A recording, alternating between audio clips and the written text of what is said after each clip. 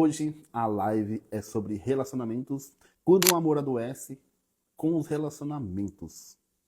E aí, o relacionamento, ele te salva ou ele te adoece emocionalmente?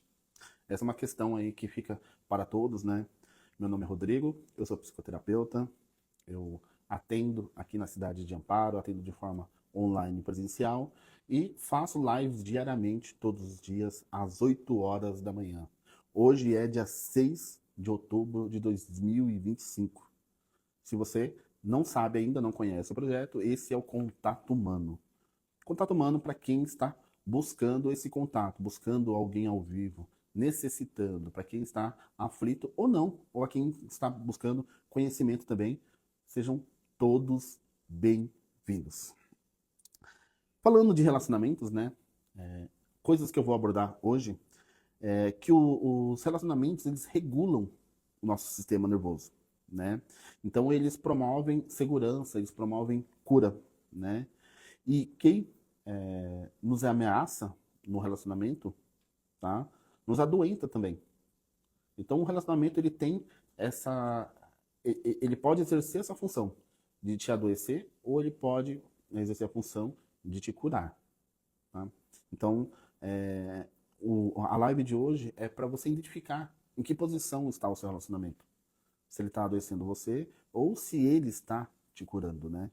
E fazendo essa pergunta, né?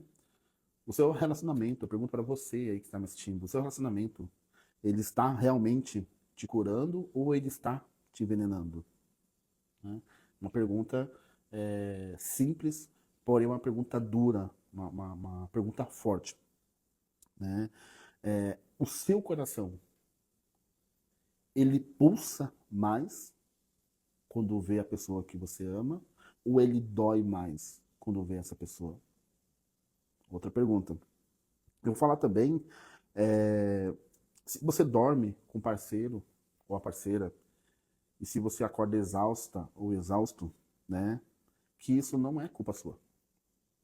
E tem um porquê que isso acontece. E eu vou falar também os casais que se amam, por que se destroem. Qual a razão de casais se destruírem, tá? Então, eu, Rodrigo, eu atendo no consultório diversas demandas emocionais, atendo crianças, adolescentes, jovens, adultos e idosos. Atendo diversas queixas que estão no quesito emocional e eu estou atendendo também casais. Já atendi muitos casais e continuo atendendo casais. E eu sempre falo que o que adoece o ser humano, a queixa de quase 90% é sempre causada por um outro ser humano. Por isso que eu falo que o ser humano é o maior predador do outro ser humano. Tá? Nada é tão mais letal do que o próprio ser humano. Só que o ser humano ele também não é só essa perversidade. O outro ser humano, biologicamente, ele tem essa capacidade de nos regular emocionalmente. Mas eu encontro no consultório pessoas feridas, pessoas machucadas, pessoas de muitos anos, um ferindo ao outro, ou pessoas que estão há muitos anos num gelo, onde não conversa com seu cônjuge há muitos anos, ou estão separados de cama, estão separados emocionalmente, estão unidos somente pelas contas, pela criação dos filhos. Né? Então eu atendo essas pessoas também, que estão nesse sentido. E atendo também casais que se amam muito, casais que são muito fortes, muito unidos, mas que por conta de um deslize, por conta de um erro, por conta de uma traição, acabam ficando rachados na sua relação. E aí buscam um intermediário, porque o terapeuta, nesse sentido do casal, ele é simplesmente um intermediário. Quando esse casal não consegue se expressar, não consegue se comunicar, é aí que entra a figura do terapeuta. E eu sempre falo, quando eu atendo o casal, que a minha função é ou ajudar a resgatar aquela relação, ou deixar mais claro para eles que não funciona mais. Que ali precisam cada um seguir o seu caminho. Né? E depois eu vou expressar a minha opinião, né, em que tipo de situação que eu falo, olha, aqui não dá mais. Aqui não é mais o caminho. Tá? Mas eu acredito que a maioria dos casos a gente consegue sim dar um desfecho bacana, porque na terapia de casal, né, no meu método, a primeira coisa que nós vamos trabalhar é a questão da própria autorregulação emocional. De novo, se você não sabe, se você não me acompanha, eu falo muito sobre autorregulação emocional, sobre regulação emocional. Regulação emocional é a capacidade de você acalmar as suas emoções antes de reagir perante elas. Você não controla essas emoções, elas vêm do seu inconsciente. Elas vêm do automático. As reações, como reagir diante de uma emoção, se treinado, se regulado, você pode mudar a estrutura da sua vida.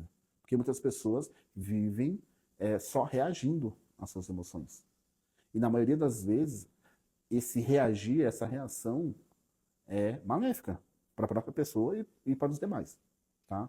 E isso funciona também com os casais. Agora imagine um casal de 5, 10, 20, 30 anos acumulando pequenos machucados, acumulando pequenas mágoas, acumulando então grandes mágoas também, traições, enfim, humilhações.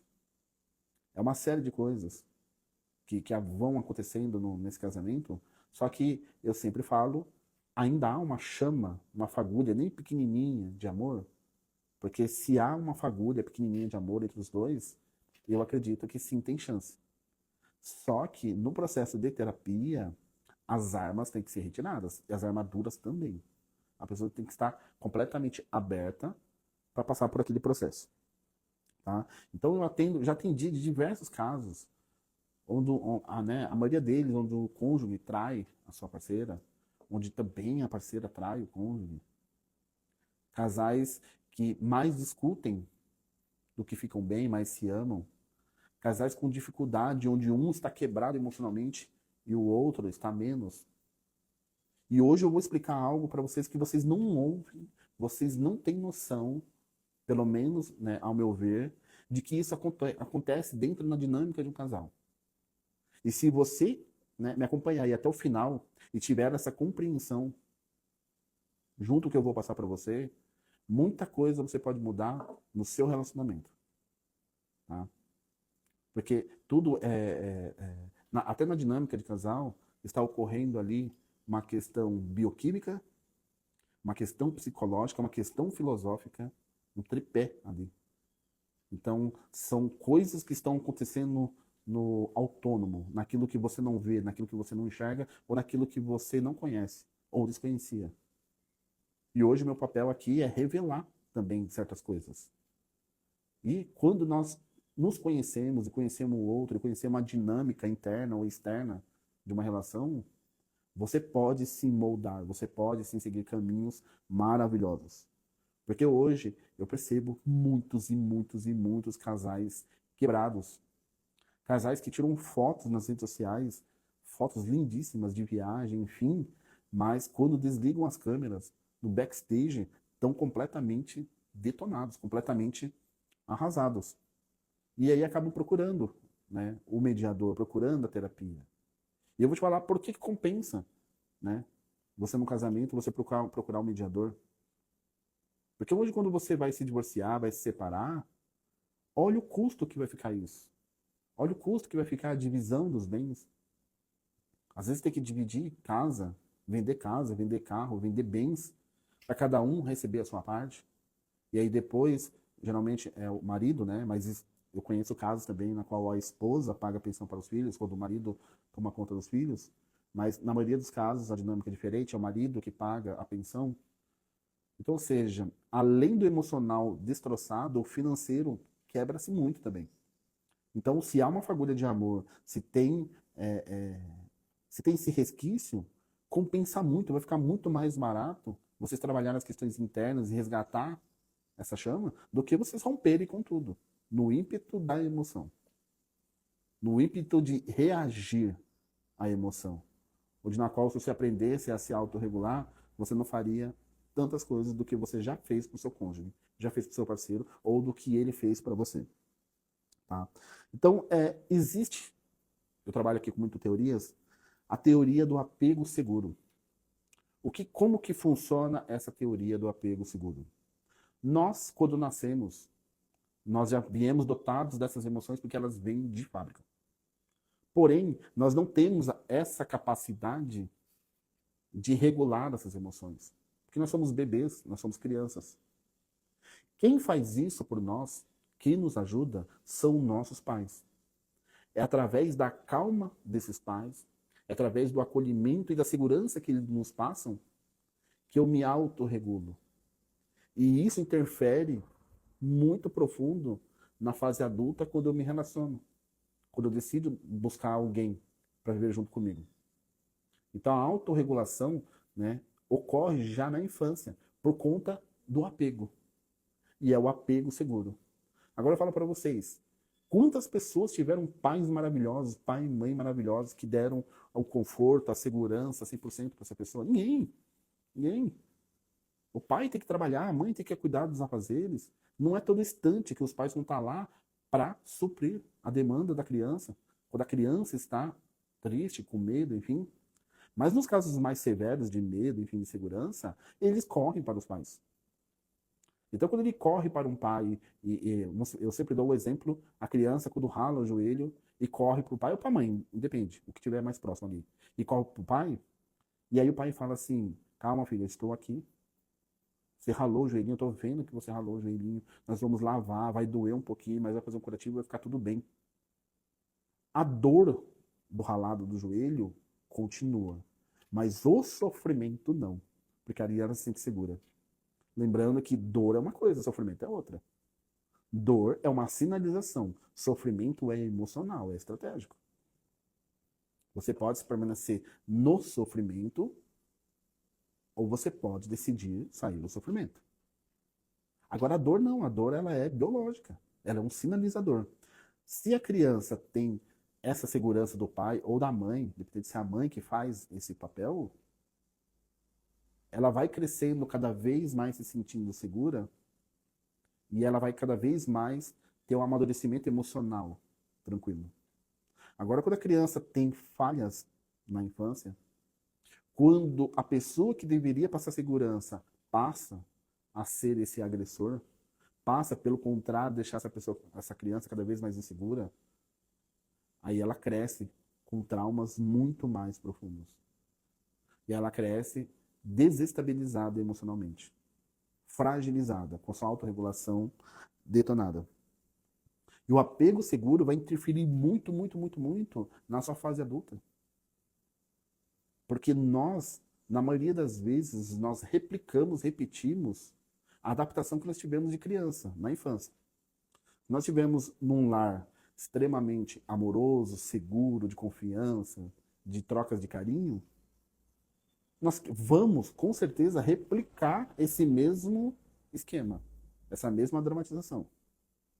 Mas se nascermos em um lar violento, de um pai, eu sempre uso alcoolismo, porque o alcoolismo ele detona uma família, o alcoolismo ele detona tanto, né, a parte cerebral e comportamental do ser humano, e aí, automaticamente, pessoas com efeito do álcool, né, elas têm a tendência de ficar mais agressivas, violentas, e acaba descontando ali, né, na esposa, ou a mulher acaba descontando no marido, e os filhos viram consequência.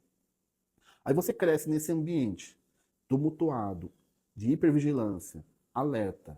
O seu sistema nervoso se adapta a essa situação, onde esse caos passa a não ser tão caos assim. Esse caos passa a ser algo natural, algo que eu já me acostumei, já me habituei. E na fase adulta, quando eu vou me relacionar com uma pessoa, inconscientemente, eu não estou falando que a pessoa faz isso porque quer, inconscientemente, ela vai buscar relacionamentos que promovam um certo caos ali dentro dela.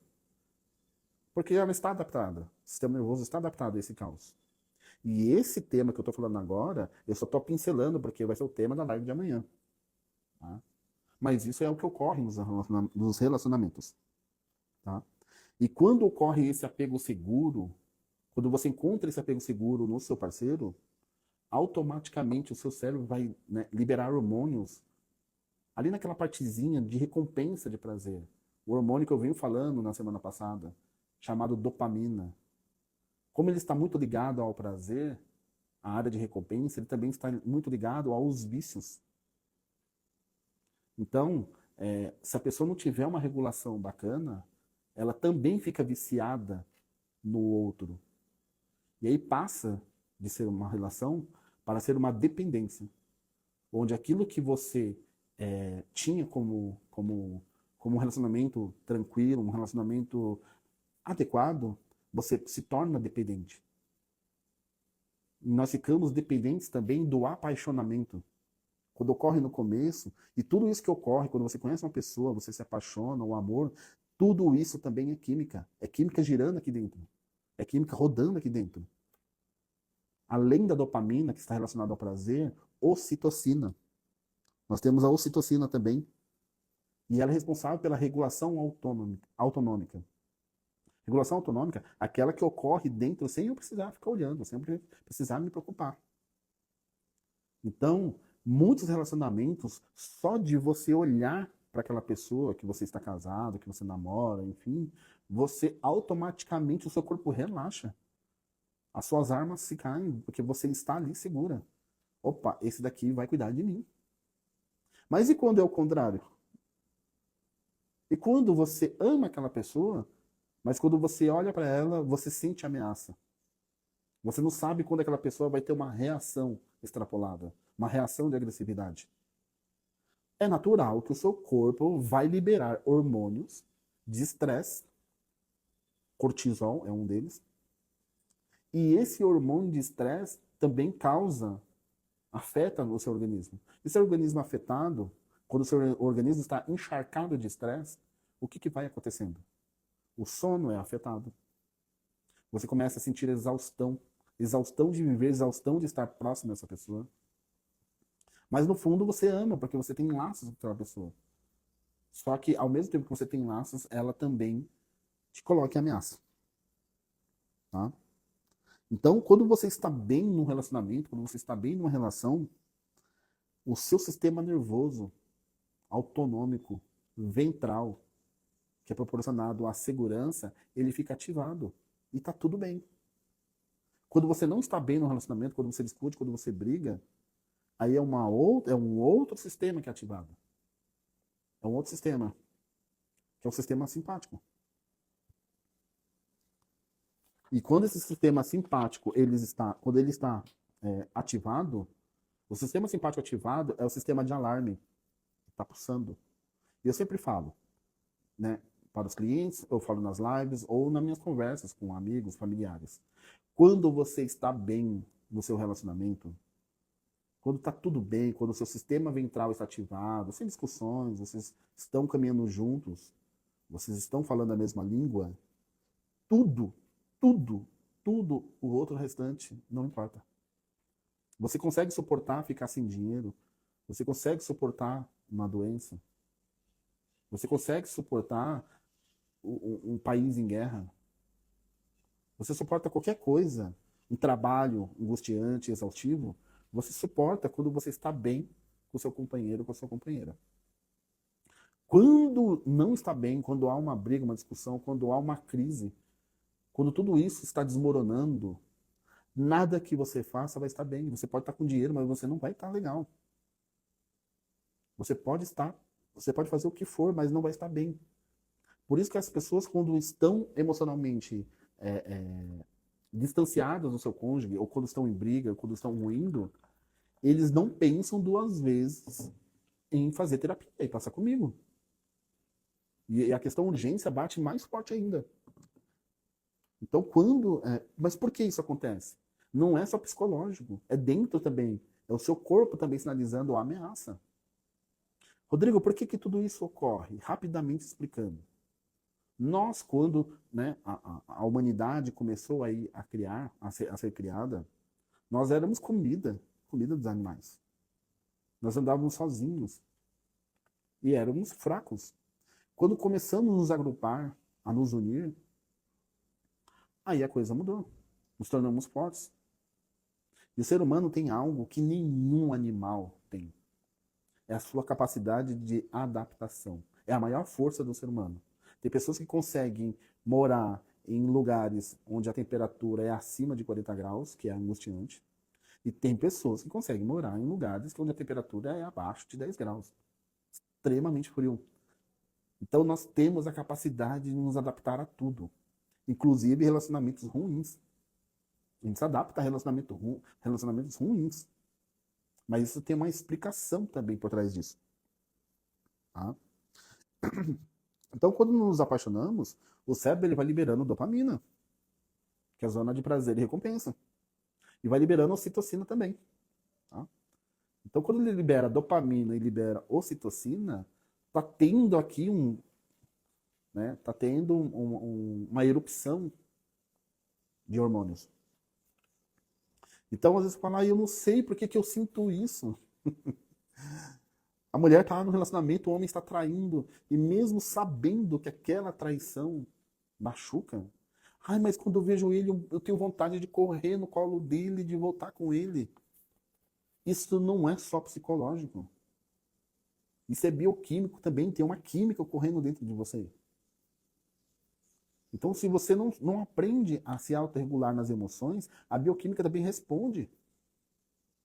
Então não tenta procurar, as pessoas buscam, ai Rodrigo, por que disso é aquilo? Não existe explicação básica. Há uma bioquímica rolando ali dentro. O nosso cérebro, ele faz milhões de associações. Milhões de associações. Rodrigo, por que a gente se interessa por certa pessoa? Por que a gente se apaixona por uma pessoa específica? Imagine, você é um computadorzinho, quando nasce, e esse computador vai captando bilhões de informações diariamente. Bilhões. E quando ele vai captando bilhões de informações, ele vai captando também aquilo que promove segurança, aquilo que promove caos e aquilo que promove ameaça. O cérebrozinho vai lá captando. E aí, quando você está na fase adulta, que também você busca os seus próprios vínculos, aí você olha para uma pessoa, um microgesto, um micro-olhar, uma característica, uma cor de cabelo, uma cor de pele, que seja, uma roupa sendo usada, aciona com o seu computador interno, e o seu computador interno fala, opa, nós estamos acostumados com isso. Opa, é isso aqui. E não é só isso. Nós sabemos que biologicamente a gente funciona diferente do moralmente. Rodrigo, por que pessoas casadas, por que pessoas comprometidas olham para outras? Moralmente isso é errado. Biologicamente, a gente faz isso no automático porque a nossa função é procriar. A nossa função é manter a espécie. Um homem está andando, ele está andando com a sua parceira. Moralmente, ele sabe que olhar para uma outra pessoa é extremamente, moralmente, na nossa sociedade, é errado. Só que biologicamente, quando ele olha para uma outra pessoa, mesmo estando com a sua parceira, biologicamente, o cérebro dele está pensando em perpetuar a espécie, em manter a espécie. É uma briga interna com o biológico, com a parte moral. Olha só que louco. E a gente tem que e para domar o biológico, levando a parte moral, essa moral tem que ser bem trabalhada, tem que ser bem tratada. E não é fácil. Não é fácil. Então, olha quantas coisas que nós temos que compreender. Então, quando a gente se apaixona por uma pessoa, quando a gente, eu falo que a paixão é a primeira química, a primeira cascata que surge, lógico. Não é em todos os casos, Tem casos que as pessoas se aproximam, criam vínculos, mas não há uma paixão. Mas na maioria dos casos, pelo menos deveria ser, através da paixão. O amor, depois, são as consequências de atos. E você sabe o que sustenta o amor? Você que está me acompanhando? Muitos vão falar, se vocês quiserem digitar aí o que sustenta o amor, digite. Qual que é a característica principal do amor e que mantém o amor? Eu falei isso na sexta-feira, com a última cliente que eu atendi. O que sustenta o amor? O que segura o amor?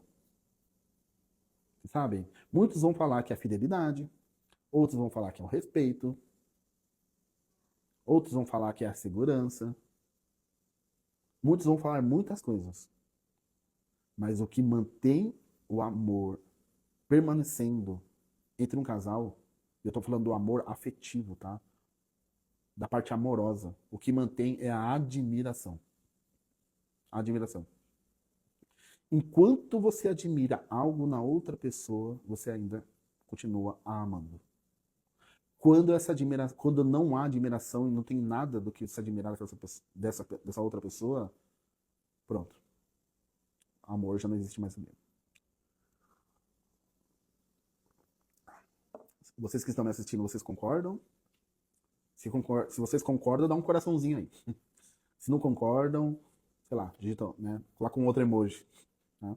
Mas se vocês concordam com isso, que é a admiração, aperta o coraçãozinho aí, só pra eu dizer que. Só pra eu sentir que eu não estou sozinho. Que tem alguém aqui me acompanhando. Ah, maravilha. Maravilha, maravilha. Gente, é isso. O que mantém o amor de um casal é a admiração. Quando não há mais admiração, acabou tudo. Acabou tudo. Então, quando aquela outra pessoa, só de olhar para aquela outra pessoa, o ato daquela pessoa, coisas que aquela pessoa faz, ajuda. A Adriana aqui, ó, digitou paciência. Paciência também. A paciência, ela é essencial. Ela é essencial não só para um relacionamento, como para tudo. Ter paciência é algo que se faz necessário. Só que muitas vezes, quando há uma biologia interna, quando há coisas que eu não tenho controle acontecendo aqui interno, a paciência é uma das primeiras que se vão embora. É uma das coisas que se vão embora. Mas exercitar a paciência se faz necessário, sim. Tá? Mas o que mantém realmente, né, um casal firme e forte, há uma série de coisas. Essa semana eu estarei falando sobre tudo isso. Ó, não percam as lives dessa semana, que serão todas sobre relacionamento. Eu vou falar sobre traição, eu vou falar sobre o tal do dedo podre, eu vou falar de ciúmes, eu vou falar sobre tudo isso, sobre coisas que afetam o relacionamento. Então, se você gosta, se você tem interesse, se você conhece alguém que está precisando, nesse momento agora aí, se você conhece alguém que está passando por uma situação complicadíssima sobre relacionamento, já compartilha com essa pessoa agora, se você puder. Compartilha lá no WhatsApp, compartilha no Instagram. Às vezes as pessoas falam, Rodrigo, como que eu posso ajudar o outro, né? Cara, às vezes indicando uma live. Eu sei aí que a Arlene, Arlene, abraço, viu? Obrigado aí pela sua audiência. Eu sei que a Arlene é uma pessoa que está indicando, né, está fazendo parte do contato humano. E eu sei disso através da minha esposa, Arlene, da Adriana, que às vezes encontra com você e comentou comigo. Eu sou muito grato a isso. Quer ajudar uma outra pessoa, né? Às vezes a gente acha que ajudar o outro é aconselhando, e não é. A melhor forma de você ajudar uma outra pessoa é fazendo isso, é compartilhando uma live, ou escutando só a pessoa, ou estando presente ali, ó, tô aqui, viu? Tô aqui. Essa é a maneira de você ajudar uma pessoa. E isso funciona muito num relacionamento também. Que muitas das vezes a pessoa precisa. Obrigado, viu? Obrigado, viu, Aline? Suas lives são ótimas. Muito, muito obrigado, viu? Às vezes a pessoa precisa, né, de só a presença. E estar presente sem falar nada, quietinho. Sabe o que isso faz com o outro ser humano? Ele faz uma regulação. A pessoa ela tem a capacidade de acalmar as suas emoções só de estar na presença do outro na qual ela ama. Mas o outro começa a falar coisas e aí acaba afetando. Aí aquilo que era para ser uma regulação se torna ameaça. E eu vou explicar um pouquinho por que que isso acontece. E nós seres humanos existe um paradoxo. Você sabe o que é um paradoxo? Paradoxo é quando há duas verdades invertidas, né? Mas que precisam delas para se tornar funcionando. Então eu vou explicar aqui. O paradoxo dos relacionamentos humanos,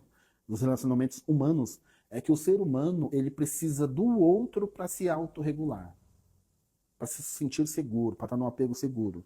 Só que ele também busca autonomia. Perceba que às vezes nós precisamos de ter momentos de solitude, não de solidão. Momentos sozinhos para, né, reprocessar tudo que está se passando aqui dentro. Então, ao mesmo tempo que a gente busca e corre atrás dos nossos vínculos, a gente também quer autonomia. A gente também quer ter o nosso tempo. Dica, dica, respeitar. Respeitar a necessidade de autorregulação do outro e respeitar a autonomia dele, ali o seu casamento, o seu relacionamento já eleva ao nível de 70%. E é um paradoxo. Ao mesmo tempo que eu preciso do outro, eu preciso do afastamento do outro. Ao mesmo tempo que eu preciso abraçar, beijar, estar quietinho, eu preciso que ele me deixe um pouco quietinho. E isso é das duas partes, tá? Não é só o polo feminino contra o polo masculino. Eu tô falando aqui de relacionamentos, não tô falando de casais héteros. Eu tô falando de casais, tá? Casais homoafetivos, a dinâmica é igual, tá? Aqui não há separação. Estou falando de seres humanos, não há aqui separação de uma coisa para outra, tá bom? Só pra gente deixar aqui tudo muito claro, tá? Porque eu atendo casais. Aqui não há distinção, tá? Aí vocês perguntam, todos os casais têm jeito? Tem. Agora eu vou responder, tá? Tem, mediante uma única coisa. E esse eu acho que outros terapeutas também compartilham da mesma ideia que eu. Tá? Todos os casais têm jeito.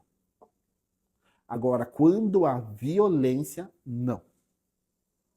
A partir da primeira violência, esse casal não tem mais jeito. Ah, Rodrigo, mas e se eu perdoar? Mas e se a pessoa se converter? E se a pessoa aceitar Jesus? E se a pessoa. Cada caso é um caso. Se você quer investir, mesmo após violência, vocês acreditam que esse caso recente, na qual onde a moça levou 66, 62, 60 socos, vai? Vamos deixar no meio. Onde essa pessoa levou 60 socos do, sei lá o que que era dela, namorado, marido, noivo, não sei o que que era dela. Você acha que esse casal tem jeito? Você acha que essa pessoa vai se sentir segura com esse homem? Não vai ter, não tem jeito. Uma violência que seja. E eu sempre converso com a minha esposa sempre fala muito disso com as próprias clientes dela. A violência já começa pelo olhar. A violência já começa pela fala, pelo tom de voz. A violência começa pelo jogar a mão, um beliscão, um apertar mais a mão quando estão de mão dadas, numa situação na qual o outro não gosta, ele aperta a mão. A violência já começa aí. E se o casal, a violência, no meu ponto de vista, quando surge violência dentro de um relacionamento, esse casal não tem mais jeito. Essa é uma opinião minha pessoal como psicoterapeuta e como especialista em casais. Eu também sou especialista em casais. Surgiu violência física, aí já é uma questão já jurídica. Ah, Rodrigo, ele me bate, mas eu amo, mas eu o amo. Tá tudo certo. Certo. Mas é natural que você precisa de ajuda. E o outro também. E o outro também. Então, né? Rodrigo, é possível perdoar? Sim. E muitos casais, ou mesmo ou a pessoa sozinha, me procuram porque elas conseguem perdoar a pessoa ali no tete a tete. Mas aqui dentro, no interno, no inconsciente, a pessoa não consegue perdoar. E aí, através de um processo bem elaborado, quando ocorre esse tipo de perdão, porque assim, o perdão verdadeiro é aquele que realmente se põe uma pedra na mágoa. Quando você perdoa o seu cônjuge, eu vou dar exemplo de traição. A pessoa te traiu e a pessoa fala, me arrependi e olha, eu me perdoe. Quando você perdoa essa pessoa, mas quando ela vira esquina, você tem que checar para que lado que ela foi, ou tem que checar o celular dela, ou se cada situação que ela vivencia te gera um desconforto aqui dentro, de desconfiança, isso não é perdão. Tá? Isso não foi perdão. Quando você perdoa aqui dentro, e na maioria das vezes isso ocorre muito dentro de terapia, para cada 10 pessoas que tem problema de perdoar o outro, me procura 10 pessoas perdoam. Vou mudar. Para cada 10 pessoas que tem problema de perdão, 11 perdoam. Consegue perdoar. Rodrigo, como? Aí é um processo. Tá? Aí é algo que não dá para ficar te explicando, mas aí a pessoa. Porque aí quando a pessoa perdoa aqui dentro, o outro pode virar esquina, o outro pode estar, no caso do homem, pode estar acompanhado de 10 amigas, colegas, enfim. A pessoa que perdoou, ó, ela não, porque isso não gera, porque foi perdão, houve uma mágoa que foi resolvida. Mas eu sempre falo que perdoar não é ser trouxa, né, meu? Perdoar não é ser palhaço, não é ser palhaço. Uma vez sim, duas vezes não. É o lema de uma vez que meu querido Leonardo, meu cliente, me ensinou. E eu falo para todo mundo, falo para todo mundo. Uma vez eu tolero, duas vezes não. Uma vez sem um dia sem ir para academia, tudo bem, 2 dias não. Uma vez, né, se afundar nos doces, nas guloseimas, sim. 2 dias, não. Então esse é um lema muito importante. Uma vez levar um chifre, eu posso até pensar em perdoar. 2 vezes, aí não. Mas se você conseguir, aí mérito todo seu. Mas depois que você passou por um processo de terapia, você perdoou aquela traição, a pessoa te trai novamente, aí você tem que, né, tomar um outro rumo, né? Aí a pessoa já não te respeita e não te admira. Aí a admiração foi para, né, foi para as loucuras. Agora eu vou falar algo que eu tenho quase certeza que vocês que estão me acompanhando nunca ouviram falar. Se vocês puderem pegar papel e caneta, peguem, que eu vou falar algo muito importante. É algo da questão psicológica, mas se você entender isso, você salva o seu relacionamento. Então eu vou dar um tempinho. Enquanto vocês pegam papel e caneta, eu vou tomando café. Tá? Se vocês aprenderem e entenderem isso que eu vou falar agora, vocês podem salvar um relacionamento. É lógico que quando há muitas mágoas, tem que passar por um processo de terapia. Mas imagine que as mágoas não são tanto assim, você conseguiu perdoar. Anote o que eu vou falar para você.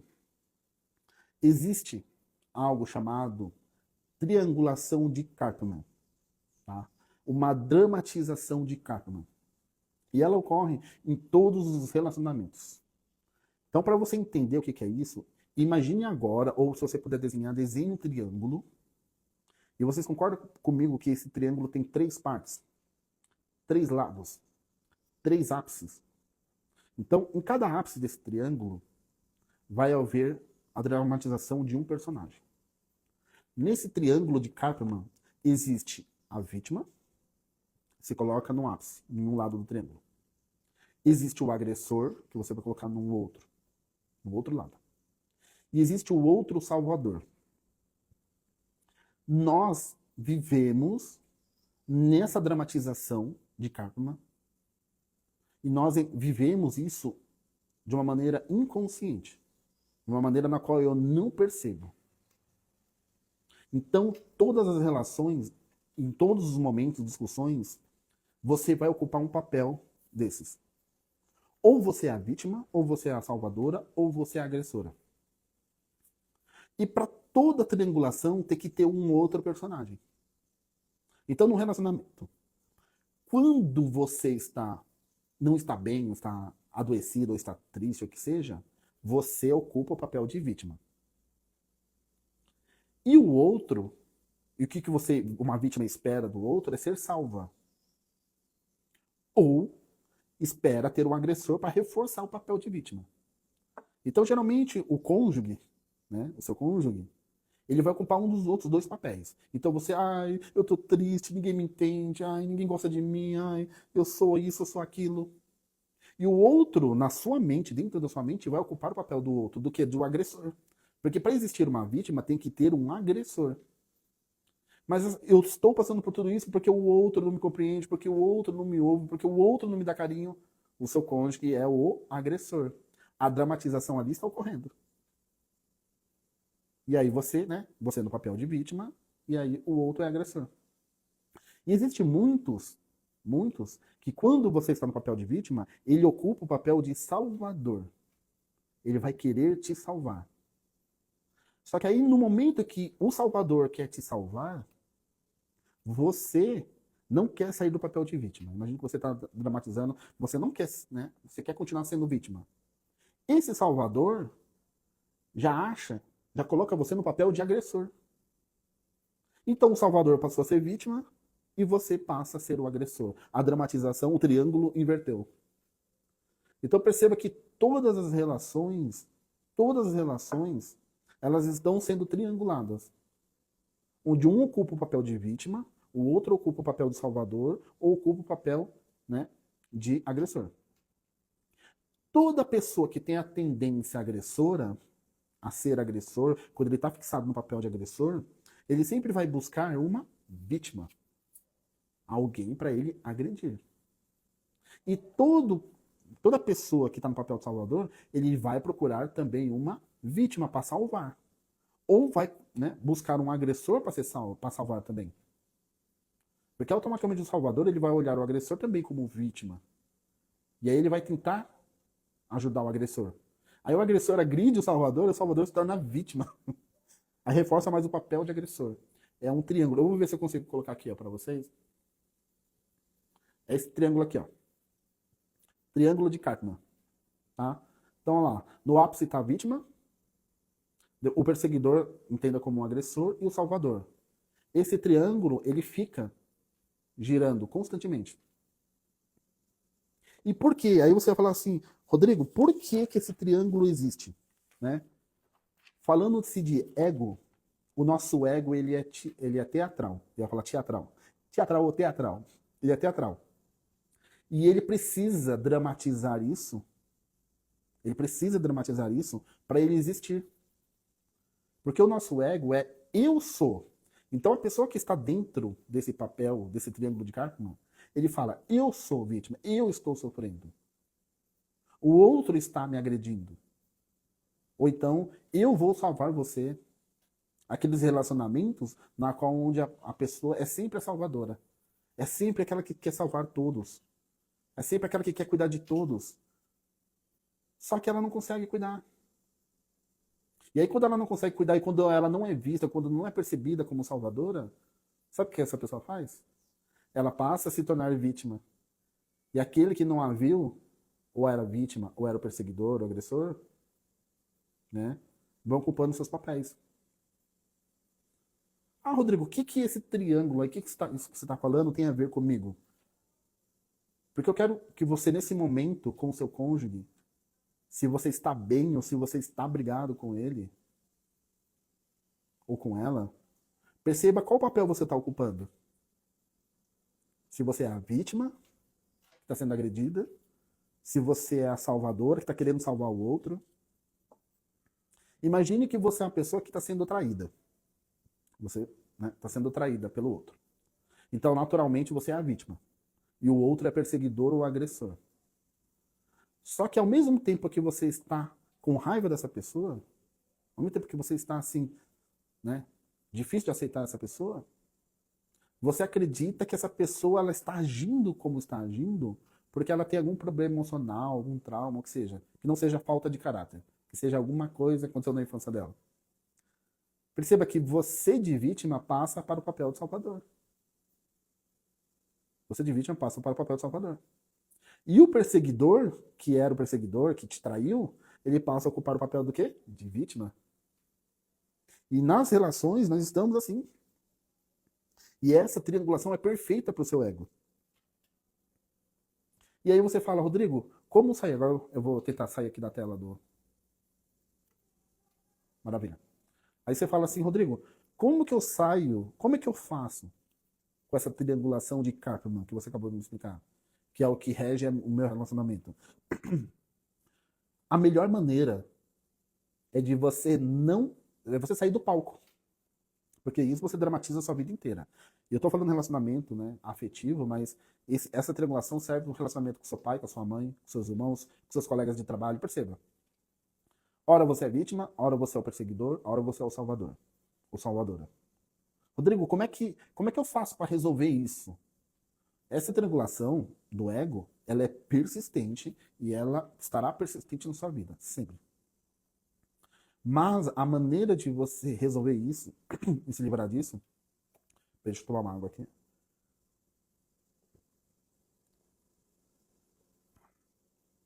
A maneira de você perceber isso ou sair dessa triangulação, de você sair dessa triangulação, é você sair do palco.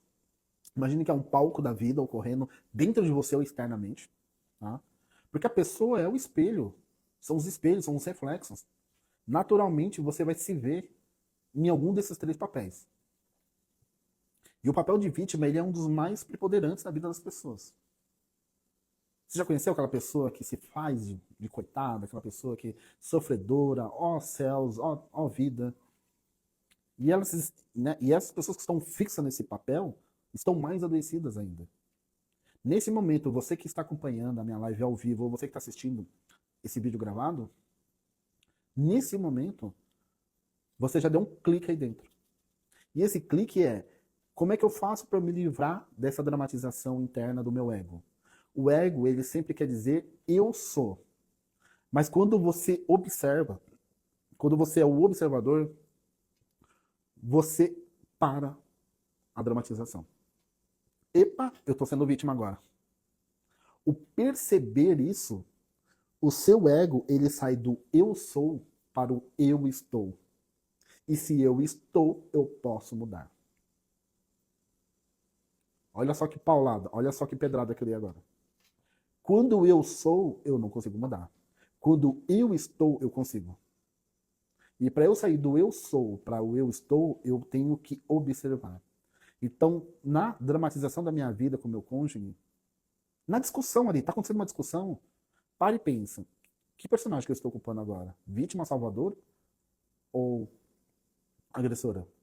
Que papel o outro está ocupando? Né? Imagine ali que você, né, de novo, vou dar um outro exemplo. Tá?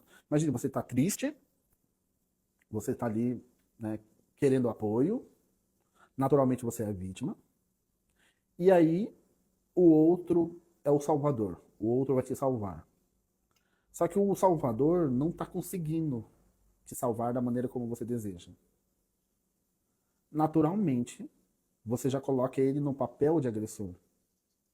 E ele percebendo que você colocou no papel de agressor, ele passa a se tornar vítima, porque ele vai replicar isso contra você, e você, na mente dele, passa a ser a agressora. E olha só, a triangulação ocorrendo ali numa simples discussão, numa simples situação de vida. Quando você percebe qual papel você está interpretando nesse palco, você automaticamente você sai do palco. Você deixa de ser personagem para ser telespectador. E aí começa a cura. E aí começa a resolução dos seus conflitos. Rodrigo, por que, que o ego faz isso? Sabe por que, que o ego faz isso? Essa dramatização ocorre para fugir da culpa, do medo, da vergonha e da necessidade de controle. Por isso que o ego dramatiza isso. Por isso que o Kahneman decidiu, né, definiu isso na sua teoria. E é uma teoria excelente, porque Paul Sartre falou muito sobre isso, que é um filósofo. Então ela tem coerência filosófica também, essa triangulação de Kahneman. Vocês que estão aí me assistindo, vocês já ouviram falar disso? Já passaram, pensaram sobre isso? Se vocês já ouviram falar sobre isso, né? Digita aí. Adriano colocou assim, gostosinho ser vítima. Exatamente. E uma outra coisa que eu vou falar pra você, tá? Vítima, sabe o que a vítima ela procura? Outras vítimas. Ou alguém que reforce o vitimismo dela. Então, se você é o salvador, está vendo a vítima ali, e aí você pega e fala pra ela, reage, você sai do papel de salvador para ser o agressor, o perseguidor. E é vítima, como a Adriana colocou, é gostosinho ser vítima. Sabe por que é gostosinho ser vítima? Porque quando nos tornamos vítimas, nós pensamos que nós somos vistos. A Mônica, oi Mônica, tudo bem? A Mônica colocou ali, terceirizar. Exatamente. Quando eu sou vítima, né, além de ser gostoso, como a Adriana falou, e reforçando a Mônica, eu terceirizo. A culpa não é minha, a culpa é do outro. Então a vítima, ela sempre procura outras pessoas que são vítimas. Perceba, quando você, né, a pessoa que adoece e vai para o hospital, ela está em que papel quando ela está doente? Automaticamente, que papel que ela ocupa? Vítima. E o que essa pessoa que está doente, agora acompanhe o raciocínio aqui comigo. Essa pessoa que está doente, ela vai para o hospital. Ali ela recebe carinho, recebe cuidado e atenção. Coisa que não é normal, porque cada um cuida da sua vida, hein? Ó, a vida de hoje é assim, cada um tem trabalho para fazer, né? Tem um leão atrás nas suas costas querendo morder a sua bunda, e aí você tem que fazer os seus corre, fazer a sua correria. Só que quando uma pessoa adoece, você para o seu mundo para olhar para o outro, a vítima. O eu salvador vai cuidar da vítima. A vítima, ali adoecida, sendo ajudada, sendo vista, sendo olhada por essa pessoa, é natural que ela queira ficar um pouquinho mais tempo doente, que ela não queira sarar.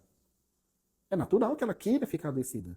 E aí que entra algo chamado ganho secundário. Freud já falava muito sobre isso. Né? Existe o ganho primário e existe o ganho secundário. O ganho secundário é quando eu não quero me melhorar, eu não quero me melhorar, porque estar doente me faz mal. Só que me traz coisas boas, me traz coisas. Atenção. Eu vou te dar um caso. Ó, isso é real, tá? Isso aconteceu comigo, como terapeuta. E eu falo, e já falei em muitos posts. Eu vou dar um nome fictício de sei lá, Paula. Ah, não, Paula não. Ah, enfim, vai Paula mesmo. Paula e o Mário, tá? O Mário descobriu o Rodrigo nas redes sociais ou no Google, não sei. E aí o Mário foi investigar aí o Rodrigo como terapeuta e viu muitos comentários bacanas, né, a respeito do Rodrigo e decidiu agendar uma consulta para Paula. A Paula, a vítima, é uma pessoa com depressão. Uma pessoa com depressão há quase 1 ano e meio. E o Mário, querendo ajudar a Paula, decidiu procurar o Rodrigo. Aí o Rodrigo foi avaliar a Paula. E a Paula veio com todos os sintomas de uma pessoa com depressão. Humor deprimido, triste, enfim, emagrecida. A Paula estava naquele caso clássico de definhamento mesmo, de depressão. E aí o Rodrigo foi perguntar para a Paula qual a pior coisa que aconteceria se a Paula melhorasse da depressão. E eu pedi toda a sinceridade dela naquele momento. Aí a Paula falou assim: Rodrigo, antes de eu estar deprimida, o Paulo ia jogar bola toda quarta-feira. Rodrigo, antes de eu estar deprimida também, o Paulo não me ajudava em nada em casa. Eu tinha que cuidar da comida, eu tinha que cuidar, né, enfim, dos filhos, cuidar da casa, de tudo. E antes de eu estar doente, o Paulo também, além de jogar bola todas as quartas, ele ia jogar bola também nos domingos, no churrasco com os amigos, e eu ficava em casa. Só que depois que eu adoeci, o Paulo ele decidiu não ir mais jogar bola nas quartas-feiras, ou ia uma vez por mês. E ele parou de ir no domingo com os amigos, ele me levava no shopping depois. E o Paulo também começou a lavar a louça, de vez em quando fazer a comida. O Mário, desculpa, o Mário. Agora vocês que estão me ouvindo aí, pra Paula, compensa ela se curar da depressão? Compensa? E sabe por que o Mário procurou o Rodrigo? Porque o Mário quer jogar bola, o Mário quer ir lá com os amigos, quer fazer a resenha dele. O Mário quer ter a vida de volta.